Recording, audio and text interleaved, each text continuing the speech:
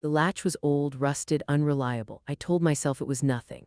Aaron did not like that explanation. He asked if I had noticed anything missing. I said no, that was not entirely true. A legal pad I kept by the phone was gone.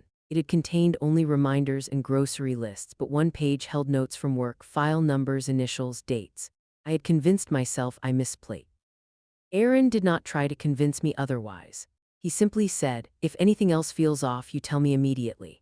The trust between us did not arrive all at once. It built quietly, layered over routine, over shared silence, over small gestures that said, "You are not invisible." What I did not know was that the man under the streetlight had been counting the minutes between my arrival and the lights going out. That the parked car belonged to someone who knew my schedule better than I did. That someone had already decided I was a liability. And what I did not know was that Aaron had already begun connecting pieces that terrified him. Because the drunk man he kept driving spoke about audits now. He spoke about records being moved. He spoke about a woman who asked too many questions. And he spoke about a house on my street like it was already an unlocked door. The night Aaron decided to act, he did not see it as bravery.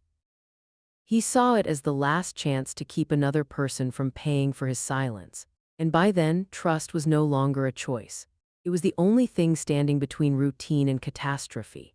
The night Aaron missed my exit, the city felt wrong before I understood why. Rain had just started, a thin, oily drizzle that turned streetlights into smeared halos. I slid into the back seat and passed him the tea, expecting the familiar right turn 2 blocks later. Instead, he stayed straight, merging into traffic that flowed away from my neighborhood. "Aaron," I said gently, "you missed Cedar." He did not answer right away. His jaw was tight. His hands held the steering wheel at 10 and 2 like he was bracing for impact.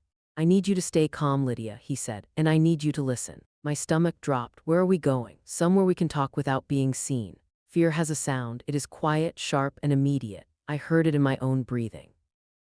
"You are scaring me," I said. "I know, I am sorry, but what I am about to tell you is worse if I say it on your street."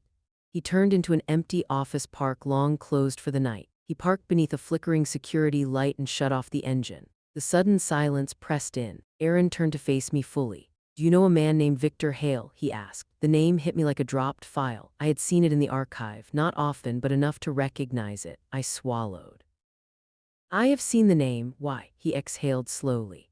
"I have driven him 8 times in the last 6 weeks, always late, always drunk, always talking on the phone like he thinks the car is invisible." My pulse thudded in my ears. "What does that have to do with me?" Aaron unlocked his phone and held it out. "Because last Friday night he said your full address out loud, and then he said, 'She is the one pulling files. She is careful, but she is not invisible.'